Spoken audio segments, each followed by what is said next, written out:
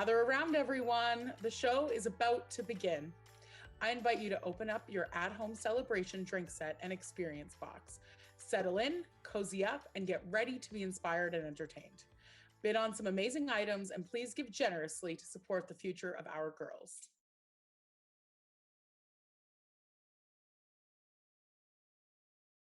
Good evening. I am your host, Krista Balsam, and I'm very pleased to be joining you tonight. Welcome to the Mosaic Women of Inspiration virtual celebration presented by Bouchier in support of Girls Inc. of Northern Alberta on the very evening of International Women's Day 2021. Thank you for tuning in on your Monday evening from wherever you are in this world. There has been a lot of work going into this so far, and I know you all are so excited to be on another virtual screen call. I know it's a lot, but this time I promise it's not work. It's going to be so much more fun. We have a fantastic evening planned, and we are very excited for each and every one of you to be joining us this evening. To kick off this evening, we have some of our very special Girls Inc.'s finest girls performing a cultural dance for us to honor women, choreographed by Shweta Sutar.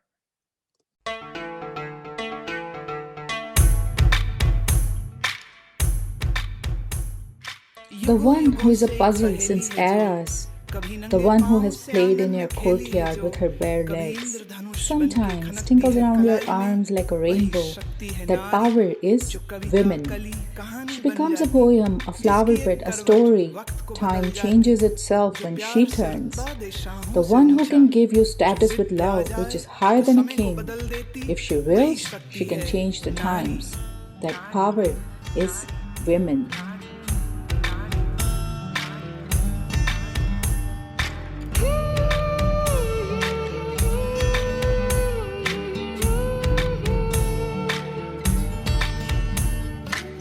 छोटे से नन्हे हाथों में अपनी जैसी ही प्यारी गुड़िया संभाले छोटे से कच्चे धागे से सारी उम्र का तू रिश्ता बना ले तुझसे ही है रोशनी तू ही जीवन तू खुशी आमुख संगा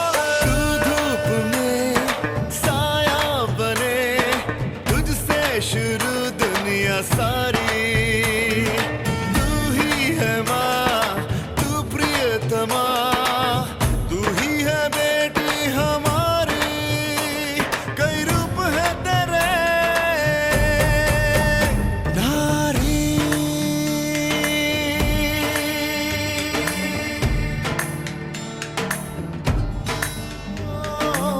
कभी तू घर Lakshmi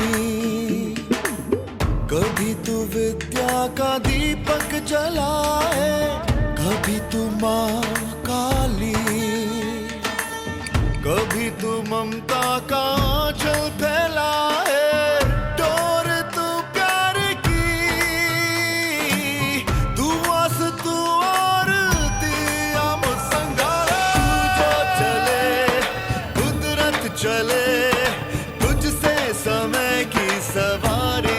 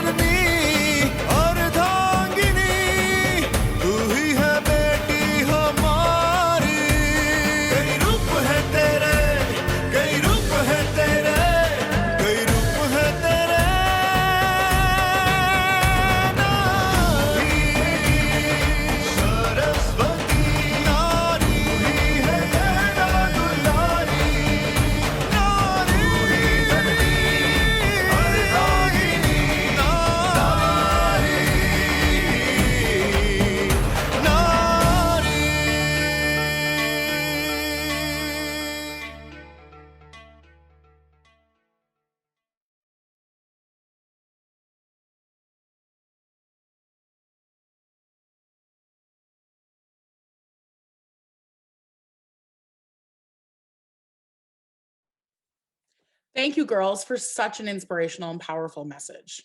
For those of you who don't know me, my name is Krista. I am so happy to be here tonight, coming to you from my apartment in downtown Fort McMurray. I don't know who's had a pop-up banner in your own apartment, but welcome to COVID-19 and the year 2021. I am so honored to be here tonight with all of you in support of Girls Inc. of Northern Alberta, which is a registered charity that has been operating in the Wood Buffalo region since 1979. First operating as Big Sister Society before becoming affiliated with Girls Inc. in 2004, ensuring a girls-only environment all the way in Fort Chipewyan, all the way down south to Conklin. Tonight, we are here to celebrate and honor outstanding women from our community who are role models and inspirations to us all. Last year, we asked for your help in shattering glass ceilings, obstacles, and barriers together with our women of inspiration. This year, we are asking for your help in putting the pieces back together to create a more diverse, equitable, and inclusive society. We would like to take a moment to acknowledge that we are meeting tonight on Treaty 8 territory and that we honor and acknowledge all of the First Nations, Métis, and Inuit people who have lived, traveled, and gathered on these lands for thousands of years. Please join us in a welcoming prayer by Elder Robert Cree, land-based knowledge holder in the Wood Buffalo region. Good day, everyone. It's my pleasure to be asked to do a blessing for you today in my language, which I'll be doing right away. And if it's all possible, I'd like everyone to join me.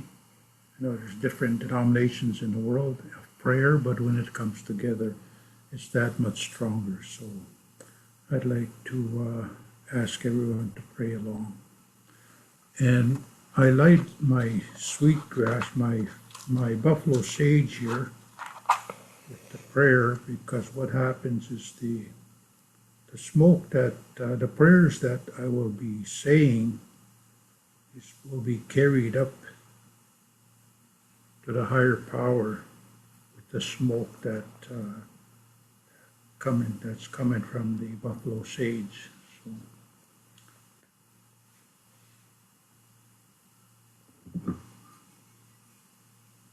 Mamoktawi mau. Amina. Nanas kumoya dos.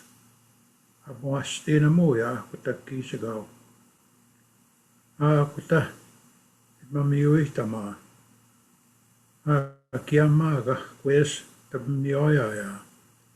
Iwahu toma. Kapm. Atuta manos kagisiga. Yung Girls Inc. ay sikati aga asimo. Ako tamina tamsoy matawa mo tawa mo ka kyo kapambay tato wamma si chigyo. Igunan gisquish sagaste kapm mahay tok tatapungi to questa pasaguna me wamma si chigyo. Ak sisim na nas kumuyan mamuktawi mo. Ak tamagi tonan. Tamagi tonan anoski sagagnistanan. Ibn kesik tamaksia higaim stegi web musikski tama. Amuyan agunda gabndi potta anots mamuktawi mo. Hey. Thank you. Now the prayer that I just said for you I gotta take my little notepad here. I asked the Great Spirit, our Father, to have the patience for us all and for the guidance that we need, and to thank Him. I thank you for giving us another beautiful day, to give us the security and harmony that we so much desperately need. And we thank you, Lord, for keeping us in harm's way, giving us the strength we need, keeping us in guidance with our health and wellness, and to bless this organization, Girls Inc., to keep the organization in the right track and to guide the people that work with this organization, mainly the board of directors, the senior staff, and all the staff that work with this organization. But most of all, Lord, we would like you to also guide the girls that are involved with this organization, all of them, to kinship in everyone, in health and in kindness. Hi, hi. Thank you, Elder Robert Cree, for your beautiful blessing. Let's now welcome my friend, Nana Tonda, Executive Director of Girls Inc. of Northern Alberta. She's a dynamic, globally minded, and inspirational advocate for gender equality and one of this year's YMM Top 50 Under 50 recipients. Welcome and happy International Women's Day. I would like to thank everyone for tuning in tonight, and special thanks to all our generous partners who continue to believe in what we do. We can't do this without you. Girls Inc. of Northern Alberta is the only agency in the Wood Buffalo region offering gender-specific programming for girls ages 6 to 18 with a goal to create a society where all girls can become agents of change and future leaders. 2020 demonstrated how each girl experienced layers of challenges differently. We might be in the same storm, but not on the same boat. We don't know what comes next, but we do know what we're fighting for. Thanks to the support from committed advocates like yourselves, we were able to remain resilient, address ever-deepening inequalities, and empower over 1,500 girls last year. So by joining us tonight, you are making a direct impact in inspiring all girls to be strong, smart, and bold. With that being said, are we ready to see what we can be? As you can see on the screen in front of you, there is a wonderful group of organizations and corporations making tonight possible.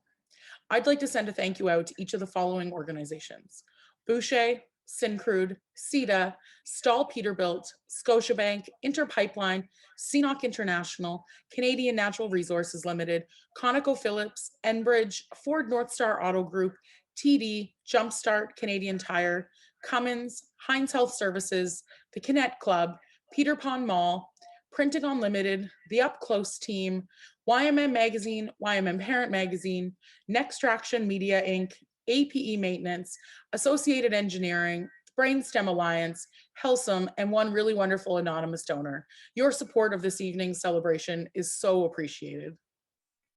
On the Hop-In platform, you will see tabs for the main stage, which is where we are right now. My desk, living room, apartment, I don't know, 2021. You're on the main stage. Networking is where you can meet one-on-one with other guests at the virtual celebration. The Expo tab is where you will find all of the women in business, the virtual bazaar, virtual photo booth, virtual scavenger hunt, and virtual silent auction. I see a trend here, virtual. The Expo booths will remain open after the main event. Take some time after the main performance to explore. The chat box, please type in all of your comments, applause, and more to interact with one another. We encourage you all to make the most of this virtual gala experience provided to you this evening. Interact, mingle, and have fun. The Women of Inspiration series started in 2012. It was first presented by Syncrude, who is still an integral partner of Girls Inc. today, with a goal to recognize women and young girls throughout the Wood Buffalo region who inspire others, break new ground or old barriers, and help create positive change. Tonight, we are honoring 5 inspiring women from our community. Let us see what we can be. We will now hear a few words from Nicole Bourque-Boucher, CEO of our presenting partner, Bouchier. Over the course of the last year, Girls Inc. and Bouchier have showcased a mosaic of stories of 5 local women who are driving positive change towards diversity, equity, and inclusion. We hope that this has brought some positivity to our community in these unprecedented times. Our first woman of inspiration is Regina Open.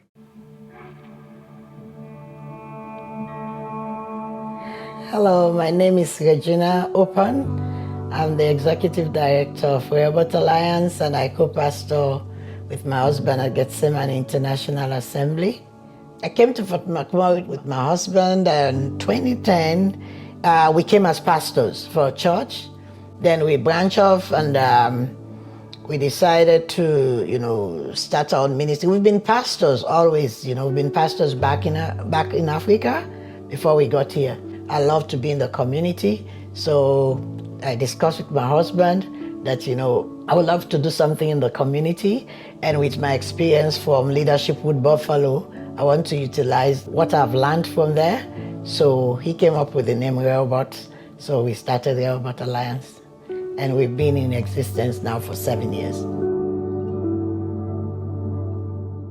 We saw needs that a lot of people are not being able to integrate into the system because things were financially not good for them. So creating sports and other social activities was a way that we tried to help. When I came here, people helped me. One thing that really fascinated me about Canada is their volunteering system and their way of coming along when something is not going well with somebody. So I think we all need each other. No man is an island. So I think we can lend a hand because somebody is doing that for us. My message to young women in Fort McMurray is be yourself, love yourself, have confidence in yourself. Without that, you don't have any foundation to discover who you are. Listen to your inner intuition and go for what it tells you. Don't try to be somebody else. Always, always, they should remember that they are unique. Find that uniqueness in you, and it will make a difference.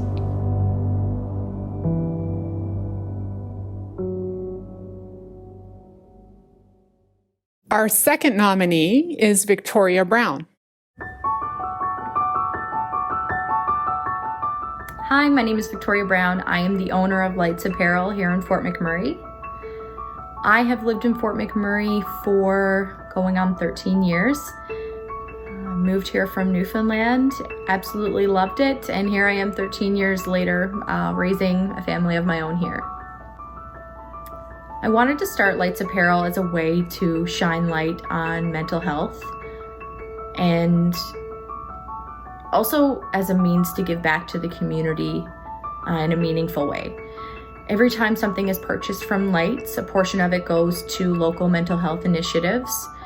And we also really focus on sparking real and honest conversations surrounding mental health on our social media platforms and collaborating with other mental health activists or professionals in town. I would say that the life-changing moment for me that really motivated me to start Lights was seeing my son struggle with mental illness. I myself have struggled my entire life. It's not something, we talked about a whole lot, especially going into my adult years, becoming an HR professional and a mom. I definitely felt the shame or the stigma attached to it, and it wasn't something that I really spoke about a lot. Once I saw him struggle, I knew I had to be an advocate for him and also anybody who couldn't necessarily advocate for themselves. We have come so far in the last 10, 5, even 2 years, but we definitely still have a long way to go. What makes Mom unique? That the way she loves and cares for people.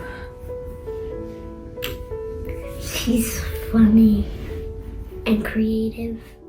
My message to young girls in Fort McMurray would be speak your mind, stand up for what you're passionate about unapologetically, and know that you bring something to the table that nobody else can bring. We are so fortunate to live in a town where we are surrounded by all these amazing women in non-traditional roles, and I couldn't be more excited to see what the future holds for women and young girls of Fort McMurray.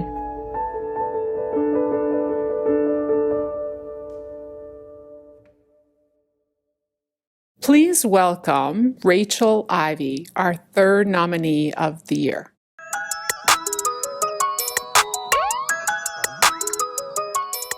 Hi, my name is Rachel Ivy. I'm 26 years old and I grew up in Toronto and Sault Ste. Marie, Ontario.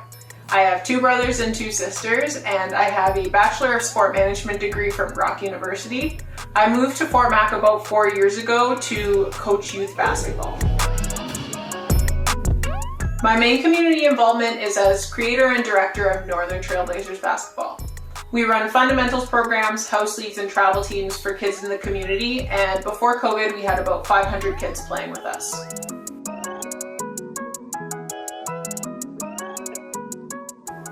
I don't really have any one specific moment that led me to where I am today, but I think the closest thing I can think of would be when I decided I wanted to pursue a career in sport management.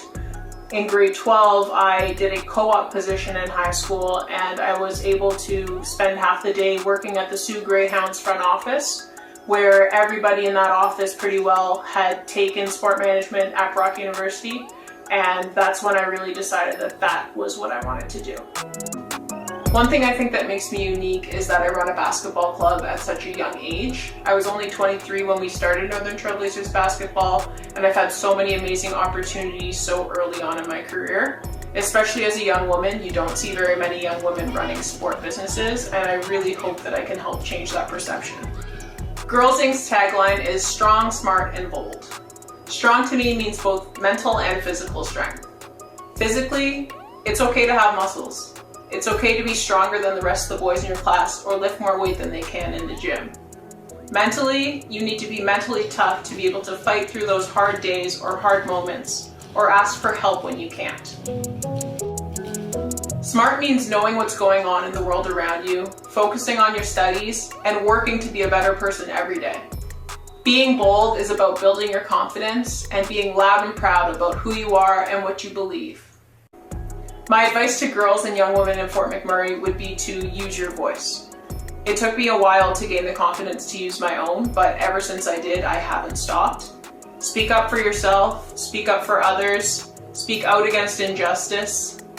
Don't let anybody tell you what you are or are not capable of, and you have the power to be whatever you want in life.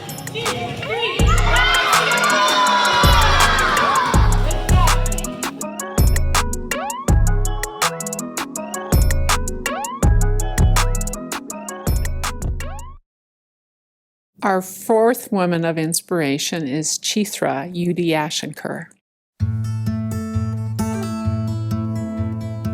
My name is Chithra Udiyashankar. We moved to Canada 16 years ago. Imagine landing in Fort McMurray on a very cold February night without even knowing what winter was. It was a huge shock. We came on a new adventure. My husband had gotten a job offer, so we thought, why not? It would be a place of opportunity for our kids. Fort McMurray is my home. It's my family's home. I always wanted to get involved in the community. I like the feeling of working together, building something, and giving back to the community. I sit on many executive boards of organizations such as Sanatan Mandir Cultural Society, Regional Wood Buffalo Science Fair, and Oil Science Rotary Music Festival. Through all these positions and all other volunteering in the community, I learned so many new things which I never knew before, and I'm very grateful for that. I also own an art school where I teach all kinds of visual arts. I teach math and science to the students as well. Teaching is my passion, and I love to be part of my students' experiences. I love to take new challenges. When I graduated from my bachelor's, I was hired to teach at an English high school. That time I was barely fluent, and I was supposed to teach math and science in English. I pushed myself because I had a responsibility and I was determined to do it. My advice to young women is to believe in themselves and not let anyone or anything stop you from achieving your goals, no matter how big they are. I would say get involved in things that interest you and expose yourself to all the opportunities that are available. Be authentic, embrace yourself, and explore. Strong, smart, and bold. This is such a powerful phrase for all women. To me, it means freedom to be yourself, to stand up for what you believe in and be determined to achieve anything.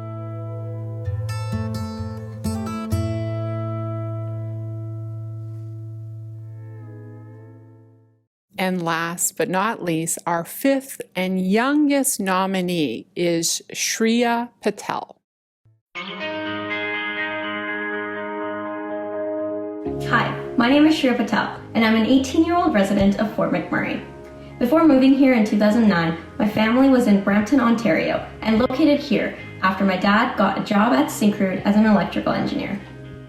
My main community involvement revolves around the promotion of STEAM, science, technology, engineering, arts, and mathematical fields. Specifically, I work in the technology sector as the Executive Director of Queens & Code, bridging gender disparities in that field. Taking steps towards this larger goal is something that I continuously commit to, and there's a lot to be done about bridging gaps in multiple disciplines, and I'm extremely determined to accomplish this goal. A pivotal defining moment of my life was definitely when I started playing basketball and coaching a co-educational basketball team for a local elementary school. It was a great experience, but I also noticed that amongst 15 to 20 boys, there were only 4 to 5 girls, and I was the only girl coach amongst 4 student coaches. It was definitely interesting seeing the ratio and statistics about gender disparity come to life in my own experience with sports. Today, I keep searching for opportunities to include girls in non-traditional sports and fields of studies because of these events. The advice I would give to younger women is to keep your reservoirs of confidence full and strive for more experience, regardless of the stigmas and stereotypes that surround them. Basically, pursue what your passions are to the fullest extent. Girls Inc.'s tagline, strong, smart, and bold, means a lot to me. In essence, it's fostering a generation of girls who are confident, daring, and equipped with the experiences and knowledge to change the world. I'm extremely honored to be receiving the Women of Inspiration Award and would sincerely like to thank Girls Inc. and Bouchier for awarding me this achievement. Thank you.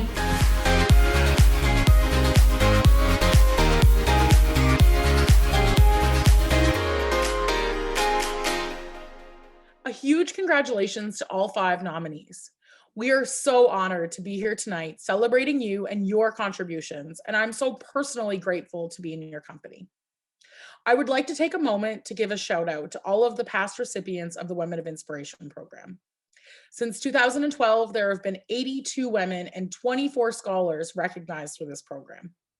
Many of our past recipients are joining us here tonight, and I'm so honored to be amongst your company. Please don't forget to check out the silent auction, get your bids in on your favorites, and check back throughout the week.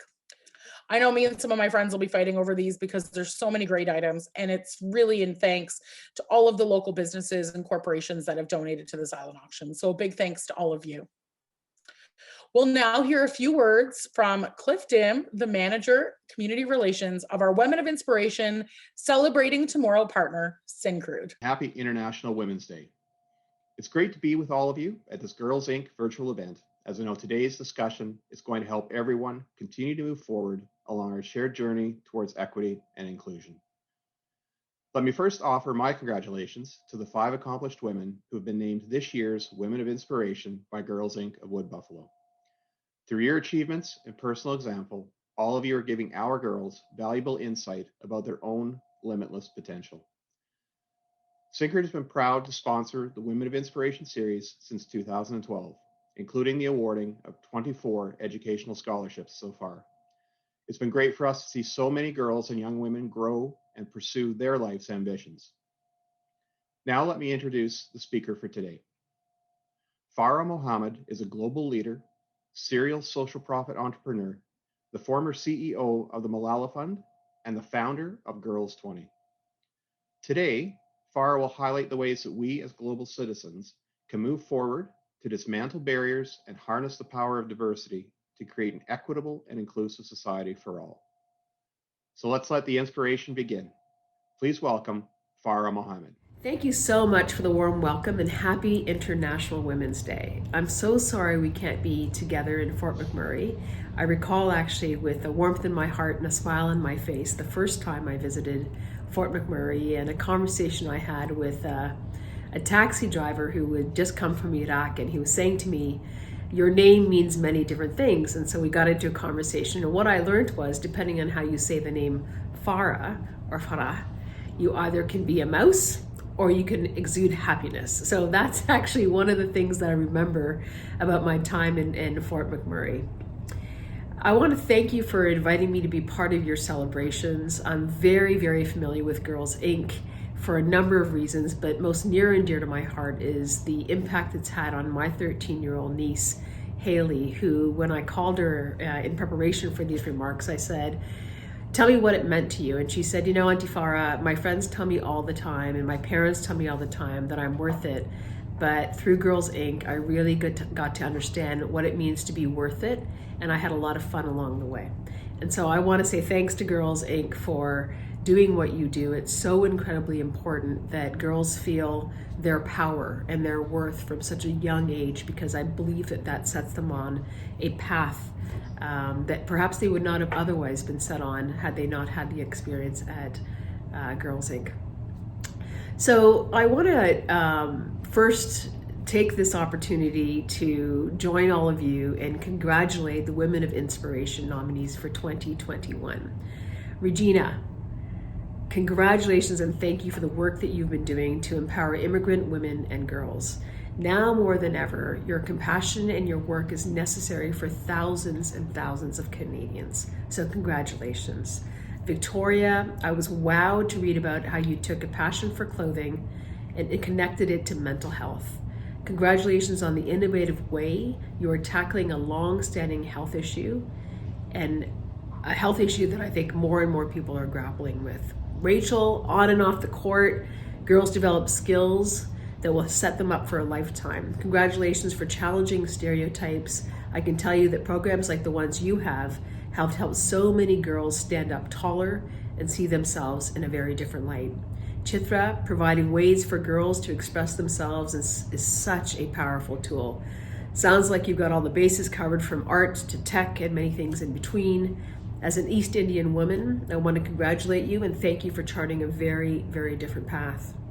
Shreya, basketball, STEM, advising the mayor, and you're only 18. I'm wowed.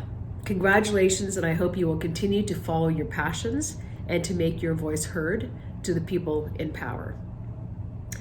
When Nanase first shared your profiles, I've got to say I was pretty blown away by the diversity, by the sheer impact, and your no-holds-barred approach that each of you have taken in your paths and your desires to pave the way for others. Again, congratulations to all of you for all that you have done and all that I'm sure you will do in the future. So I was asked to share my thoughts on ways in which we can move diversity, equity, and inclusion forward. It's a topic that I speak a lot about. I think I'm more and more comfortable speaking about this because I've traveled from one extreme to the other, feeling the pain of not being included, being told that I'm not equal, and struggling to see where I fit in, to someone who today sees the power in being different, who knows that I'm absolutely equal, and now has the privilege and the responsibility to use my platform to help create a world where inclusion becomes the norm and not the exception. My first brush with the idea of equality was when I was experiencing inequality, and that's usually how it goes. We see something, we feel something, and then hopefully we say something. Having turned 50 last year, I look back and I think about how far we've come. And I also think about how far we have yet to go.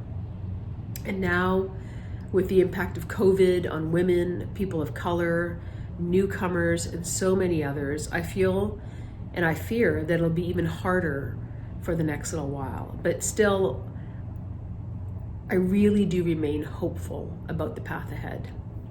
Before I begin to dig deep on the issue at hand, on how we do our part as individuals, as leaders, as friends, as Canadians, as global citizens, I want to lay bare my own dispositions.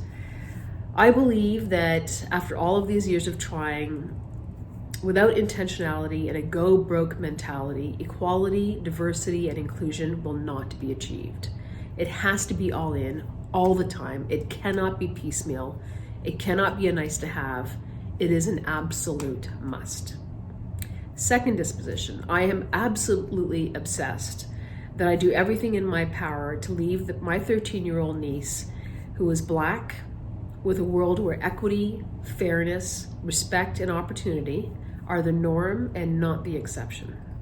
And finally, I hold dear the knowledge that small acts of kindness can really change and save someone's life. I suspect that if I could see you, I would see more than a few nodding heads. I shared this with you because I want you to know that I'm speaking to you as a realist, as an optimist, and now keep in mind, I just made up this word, as an impatient impactivist. I really feel that impact is important, but maybe it's my age and my stage, maybe it's what I've seen and what I've done, but I've become increasingly impatient with the importance of impact. Excuse me while I just take a sip of water. So how does all of this connect to the challenge of addressing how we as individuals and global citizens can tackle systemic gaps? Well, let's first acknowledge that many of us and many of you have already tackled some of the hardest systemic gaps: gender, race, socioeconomic inequalities, and sadly the list goes on. For me, a successful path in trying to chip away at systemic challenges that really hold back equality and fairness, inclusion and diversity is that we have to start with a few hard truths about ourselves. So first of all, we all have biases. It's impossible to live in a world where you don't have biases. We all judge. I've heard people say, I don't judge. I don't believe it. I think everybody judges. And finally, we all have blind spots. The good news is that we all have the capacity to course correct ourselves and others around us. Let's take gender inequality. How do we break down this century-old practice? For me, I strongly believe it begins in the home, and then in the community, in the school, and in the workplace, and in social gatherings. It begins by showing leadership.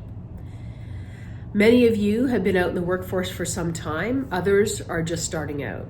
Unfortunately, even with the progress that has been made in institutionalizing equity, there will still be moments where you witness inappropriate and exclusionary behavior. So how do we combat this?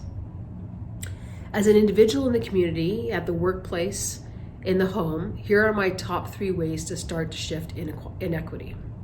First, call it out. Call out inappropriate or exclusionary behavior, even when it happens in informal interactions. These are what we call microaggressions. They can often be unintentional, but they are disempowering and they are damaging. Small or big, we all have a responsibility to call this out versus leaving it to somebody else. Second, this is hard to do, but give those who exhibit the types of behaviors that we've just talked about, direct one-on-one feedback, outlining how their comments or actions marginalized you, how they marginalized others, and impacted the team as a whole. If the behavior does not change, take meaningful action. In the workplace, this may mean requiring them to take a course or placing them on leave, or in some cases, it's a fireable offense.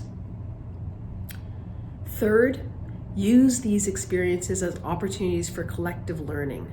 Be transparent about what happened and what will change as a result. All too often, I've seen people say, I have a zero tolerance attitude toward X, and then X happens, and somehow they navigate their way, and serious consequences are not put in place. And not only does that hurt the people that the transgression or the microaggression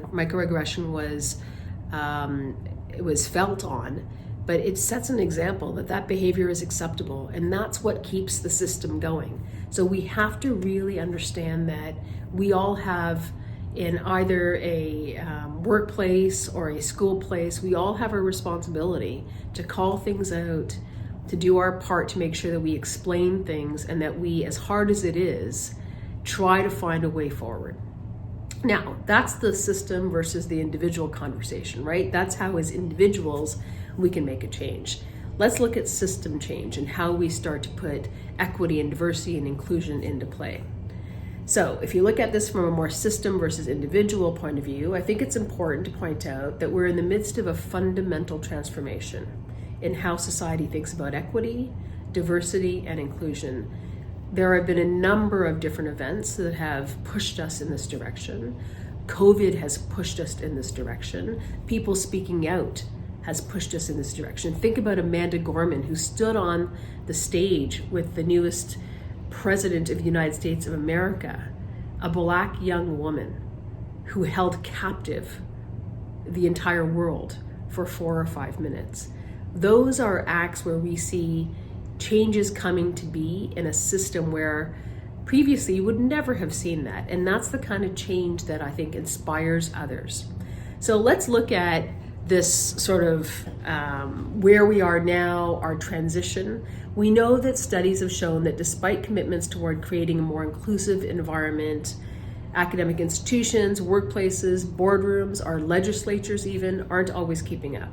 And many policies, even as well-intentioned as they may seem, they often reinforce stereotypes. There are many ways we can change systems. So I'm going to just list a few for you because we only have a short period of time today. First, if we are looking at systems that bring people in, that try to make their environments diverse, we must re-examine our HR and hiring processes and practices. Ask ourselves questions. Are there built-in biases? Are interviews and processes truly blind? I remain completely dumbstruck that in some modern societies, applicants are still asked to provide their picture and their marital status. Now tell me that does not end up weeding out women of a certain age out of landing a job or being promoted. That is an example of how we can actually change systems if we change the structures that keep those systems up. Second, I really have gone into a number of different jobs in my life where I've thought, okay, are we really intentionally creating an environment that is actually inclusive for people from all kinds of walks of life? So is it accessible by public transportation? So it doesn't matter where you live, you can still go after that job. Does it celebrate all kinds of holidays versus just the mainstream ones? Does it create an atmosphere where having a different point of view is welcomed, it's celebrated, it's encouraged? These are the types of environments that I think can and I've seen this happen, break down the systemic barriers towards not having people included, invited, encouraged. I'll give you another example. I was saying the other day, if you're a woman invited to a meeting and you arrive and there's no place at the table, I've always said to people, when you're asked to attend a meeting, it's because people want to hear your voice, you want to hear your opinion. But if you're not sitting at the table, sometimes and quite often you feel very hesitant to say anything. So my advice is go to the meeting early. Make sure there's a seat at that table. Then you don't have to worry about, am I speaking from the back of the room or off the side of the room? Ensure that you are placing yourself at an advantage. So there are different things that we can do in that case. And finally, I would say, really take a look at the atmosphere that you're in and ask yourself, do we actually have a zero tolerance policy for racism, for sexism? And this means zero tolerance. It means an attitude where there are no mitigating circumstances, that if somebody is hurt, somebody is alienating somebody else, that there is an absolute zero tolerance for that kind of behavior. Look, I wish I had more time. It's a complicated topic. I hope that a few of the different ideas that I've given you as individuals, as people who work in different structures, will be helpful. I'm not sure who said it, but I will tell you something that's always stuck in my mind, that diversity is a fact, inclusion is a choice. I hope that you will continue to challenge the norms. I hope that you will choose to champion those who are different from you. And again, to the nominees, congratulations. You exemplify the words, you cannot be what you cannot see. To Girls Inc., thank you so much for creating spaces like my niece and others to find their voice, and thank you for inviting me to be part of your celebration. Happy International Women's Day. Thank you, Farah, for the inspiring message.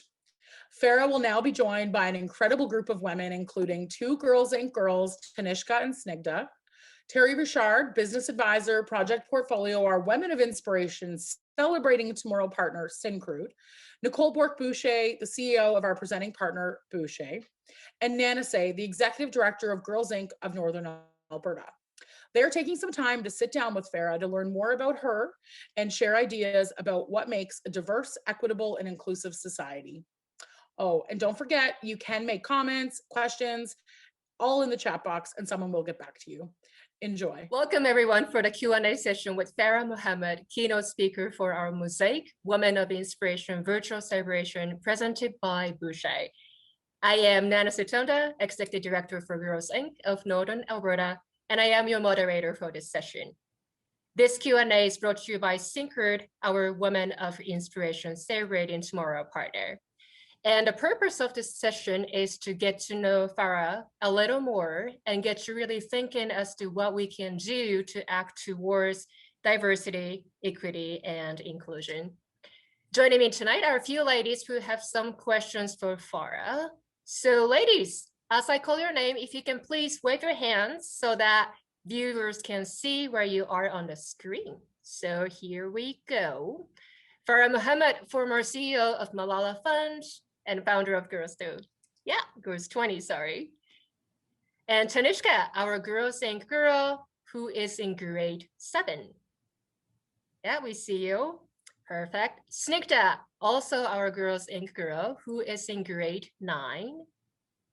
Perfect. Nico Barak-Boucher, CEO Boucher, our presenting partner. Thank you. And last but not least, Terry Richard, business advisor, project portfolio for Syncred, our Women of Partner, Inspiration Celebrating Tomorrow partner.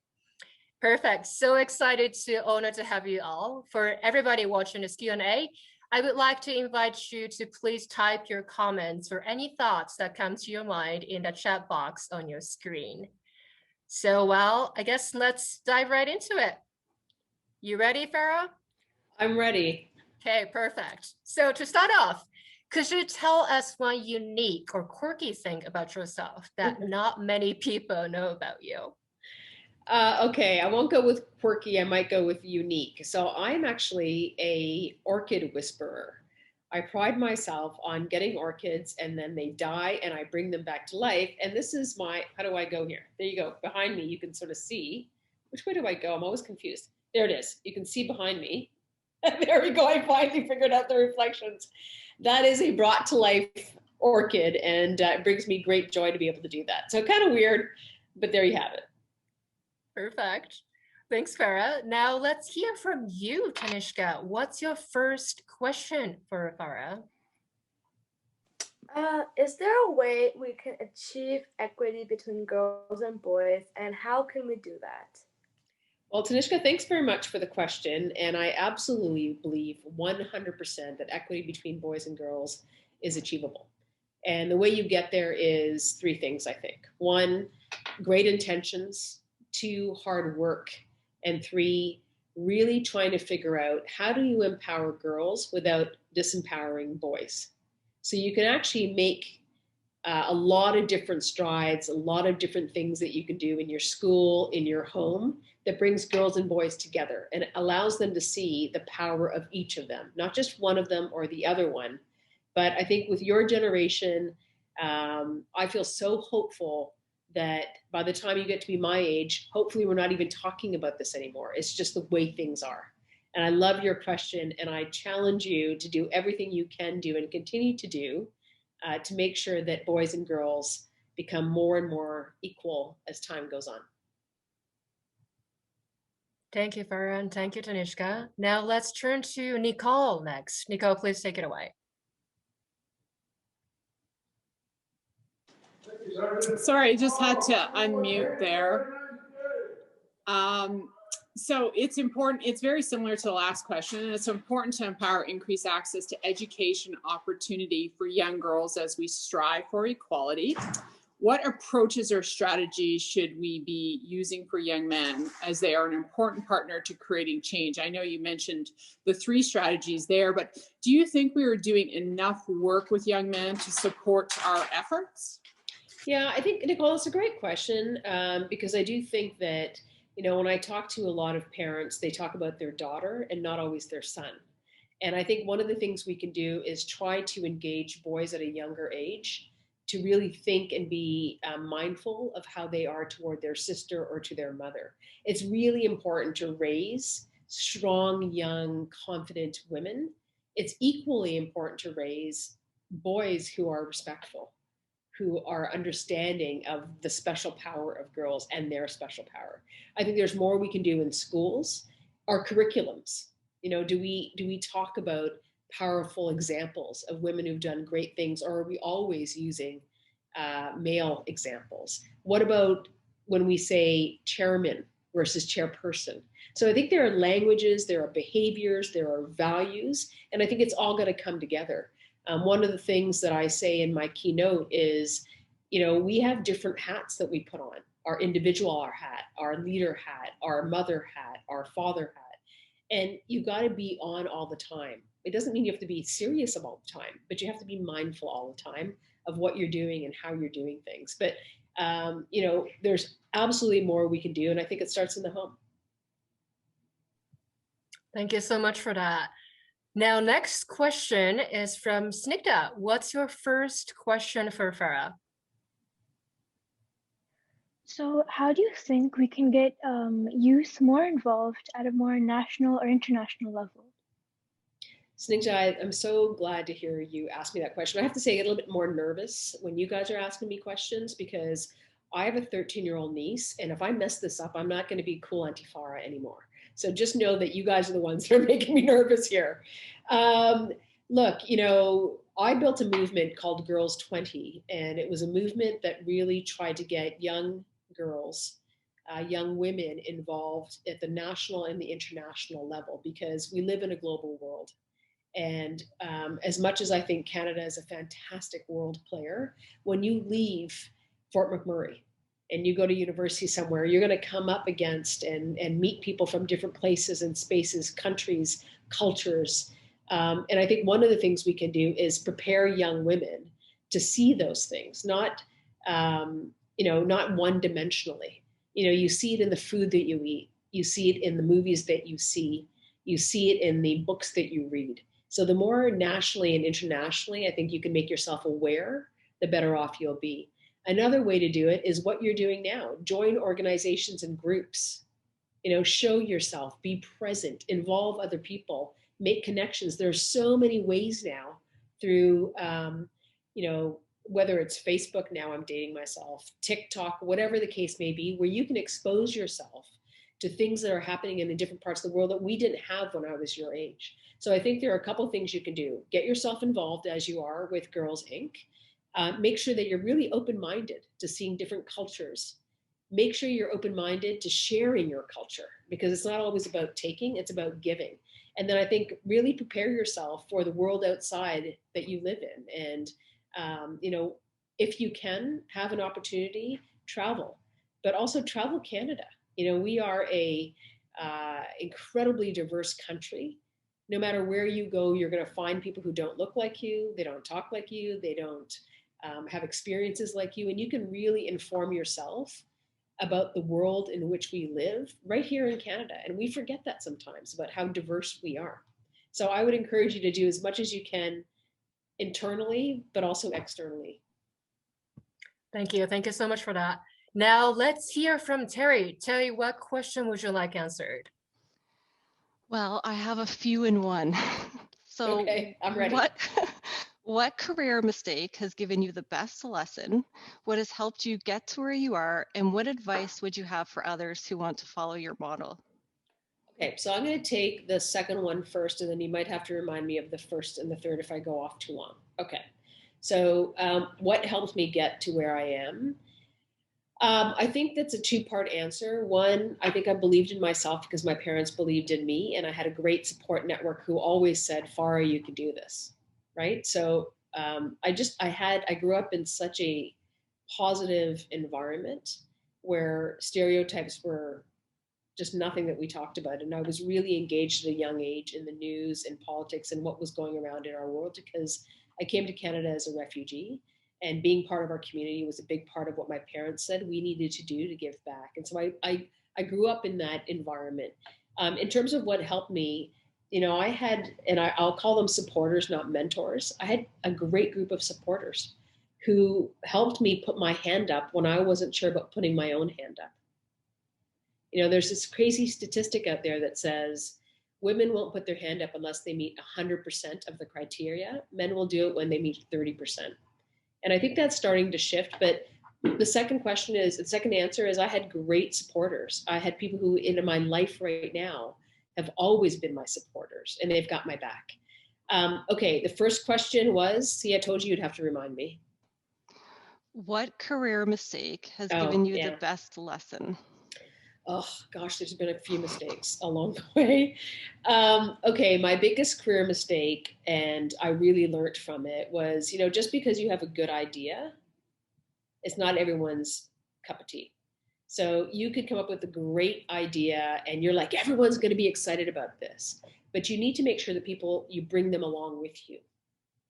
And as a leader, it takes time, humility, patience. But I really learned early, and I made a mistake by saying, okay, this is a great idea. We're going to do this. And all of a sudden, I was a team of one because I didn't take the time to actually explain to people their role and how they would benefit from it and why it was so core to the business or the movement.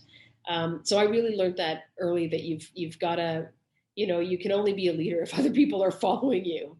Right, you can't really lead if nobody else is following. So I learned that really early. And then again, you can call it creeping into my 50s. What was the third one? This is terribly embarrassing. No, I think you actually answered all three already. Oh, okay. Because I try to be in the moment with the question, but no, that's excellent. I was just going to say, this has been super informative. So thank you. Now I would like to remind everybody who's tuning into this Q&A to please type your comments and what you just thought about Farah's answer. And we have received some questions from our 5 Women of Inspiration nominees ahead of this Q&A session. And there seems to be an overlapping theme.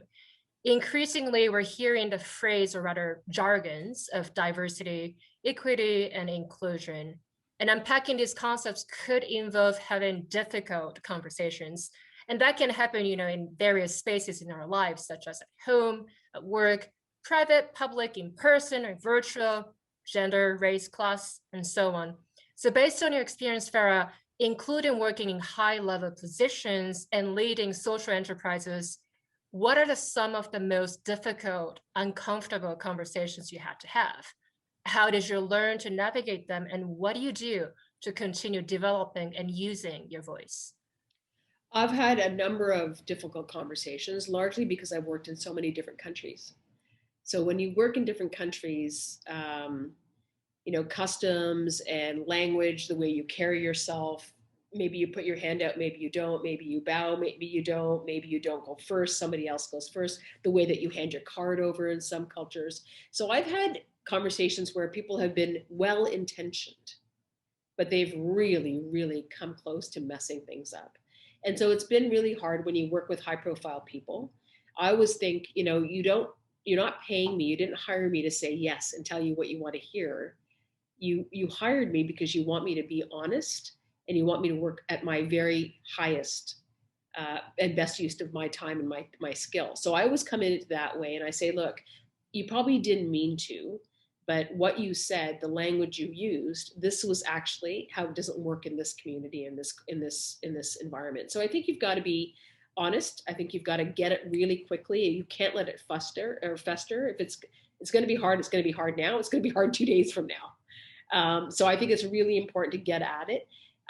You know, there have been times, and I take this really to heart, where I've also been on that side, where I've said something what I thought was completely appropriate and it wasn't. And I needed somebody to say to me, Farah, you probably didn't mean this, but when you used that, or when you did this, this is how it happened. And I remember it happened to me actually when I was in Pakistan. There was a gentleman, I was doing some volunteer work. I showed up in this man's office. He expected Mr. Farah Muhammad, not Ms. Farah Muhammad. I sat there for a good half an hour. He'd come in and out and in and out. And finally, I'm like, who are you looking for? And he said, Mr. Farah Muhammad. I said, well, you know, 2 out of 3 ain't bad. I'm Farah and I'm Muhammad, but I'm not Mr. Farah Muhammad. And he was really offended by it because it wasn't a place for humor. And that's how I approach things. I do it with a smile on my face, with understanding that people have the best of intentions, and I throw a little humor in there. And sometimes humor doesn't work in every circumstance. So, somebody else told me because he complained, but it was good that person told me, because I became more aware of when I used my humor and when it's appropriate and sometimes when it's not. Yeah, thank you. Lots to think about for sure. Now, let's go back to Tanishka. What's your second question for Farah? How can we make various cultures and people come together? That's a tough one. I think that it comes down to a sense of openness and a sense of awareness and a sense of really wanting to understand somebody else's culture. And how do we make them come together? Look, there are many different ways, right? We can educate ourselves, and that's really, really important. I think if we're going to go and be in a place like you guys you'll grow and you will travel. And it's always really important to remember that when you're going into some other country, you're going to some other country. It's not the way you want to be in that country. It's really understanding how that country works. I've traveled to 60 different countries. I've been very, very lucky in my life. And I'll tell you that the first thing I do is I read about them. I read about the customs. I read a little bit about the laws. I know that sounds weird, but in certain places, there are things that are just not acceptable. So how do you make people come together? How do you make cultures come together, particularly when they're so wide apart? I think you do it with an open heart. You do it with some serious, put your elbow grease in it. It's not going to be easy sometimes. And then learn from it and share from it. I think it's really important to ask people if they mind sharing their stories and their experiences. Not everybody is comfortable doing that. But I think if you're going to want to learn something about someone or some sort of culture, seek out those people. More often than not, they will tell you lots of interesting things you can't read in a book or see in a movie or whatever the case may be. And I also think that a really great way to learn about a culture is to learn through the music and food. I think these are senses, the way we hear, what we taste will awaken us to different types of cultures and customs that we may not otherwise be able to feel. I once read a book, it's one of my favorite books, it's called Shantaram. And I felt like, as the gentleman was telling the story, he's an Australian who broke out of prison and moved to India. I felt like and I'm Indian heritage, but I'd never been to India. I felt like I could smell the alleys that he was talking about. And when I went to India, I was there for less than 48 hours. I actually felt that way. So I think, learning about different cultures and going there and being completely blown away by what you smell and what you taste is just an incredible gift. Absolutely. Now, Nicole, you're up next. Go right ahead with your question, please. Great. So what is the one message or piece of advice you give your younger self?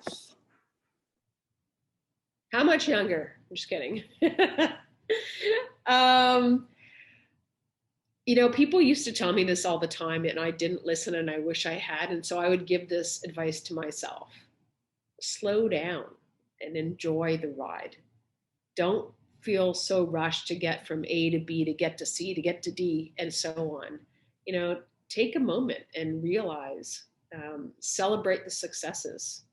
Don't brush them away. Really think about what you just accomplished, but take a deep breath. I always felt like I had something to prove, and I always felt like I was on the go. And now I just turned 50 this year, and now as I'm thinking about my next path, I don't feel the pressure, my own pressure, by the way, not pressure that somebody else gave me. I don't feel the pressure to move so quickly. I want to slow down. I want to soak it all in. So that's the advice I'd give myself is slow it down a little bit. It's a long game, it's a marathon. Inspirational for sure. Yeah.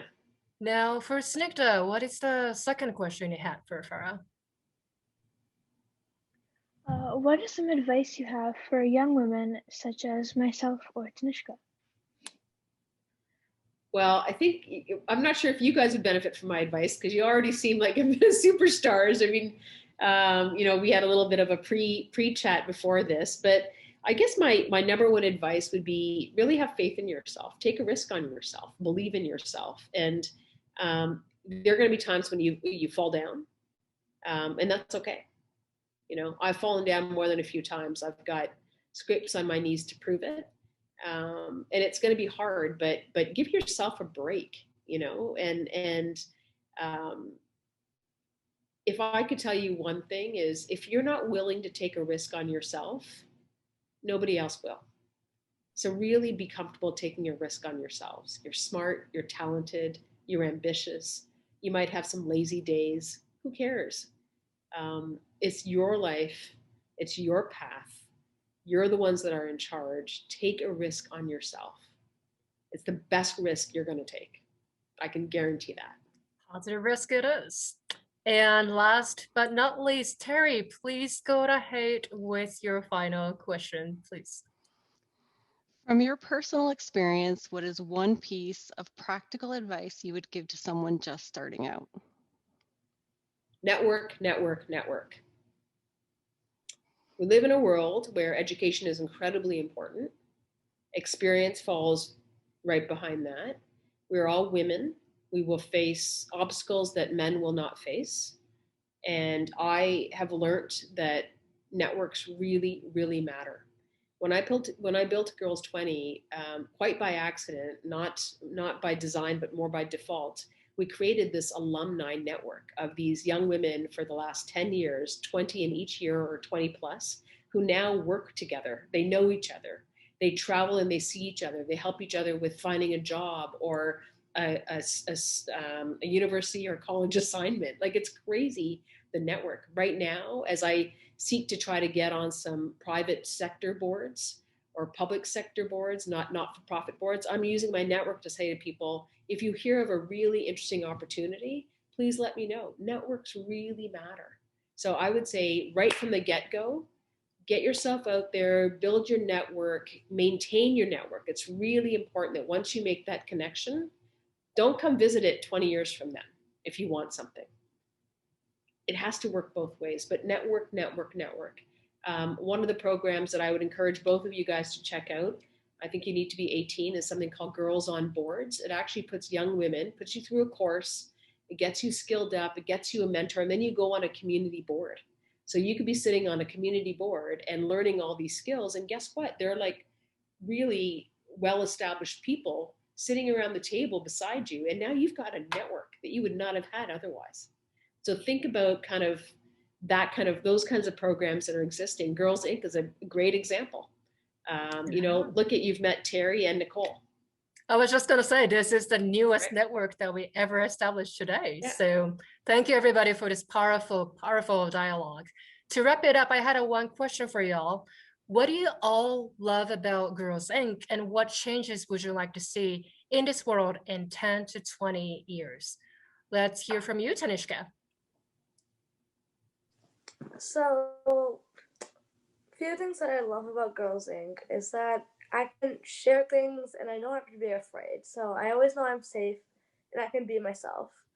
So changes I want to see in the world in 10 to 20 years would probably be everyone getting food or like things that they need to survive.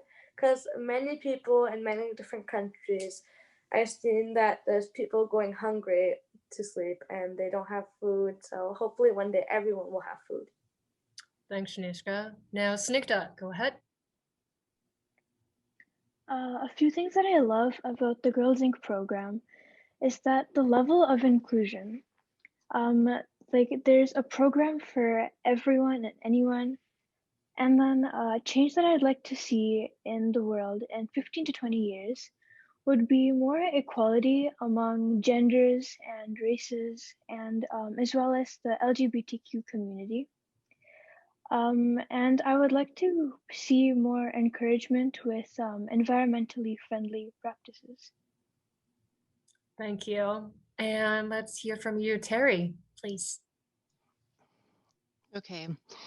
What do I love about Girls Inc.? So I love that it's the first organization to be solely gender-based and offer gender-based programming. I love that the programming exposes girls in the region to strong, positive female role models. It drives the message, if you can see it, you can be it. It provides a safe space for girls to excel with their female peers. This is important, as studies have shown that girls tend to not be comfortable being their true selves when boys are in their presence. Some tend to take the dumb themselves down approach in order to achieve attention and acceptance from their peers. And what change do I want to see in 10 to 20 years? I'd love to see more equity in the workplace when it comes to gender representation, career advancement, pay scales, and so on. We also must dispel the belief that careers are gender specific. I want all communities to have access to programming that supports inclusivity and equity. I would also love for young females to understand their own self-worth, that they are equal to their male peers. I would love to see the glass ceiling shattered and the end of the old boys club. Thank you. And Nicole, please take it away.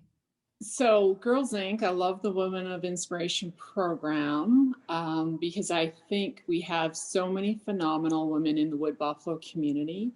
And the Women of Inspiration program allows their stories to be told. I think there are community unsung heroes, and they're the reasons why things happen in our community. So I love the program. There are so many things I'd love to see changed in the next 10 or 20 years, but being Indigenous, I will have to say that just for Canada to have the true understanding, education, and awareness of the history of our Indigenous people would create so much more understanding throughout, and it allows so many Indigenous people to not face as many barriers as they do today. Thank you.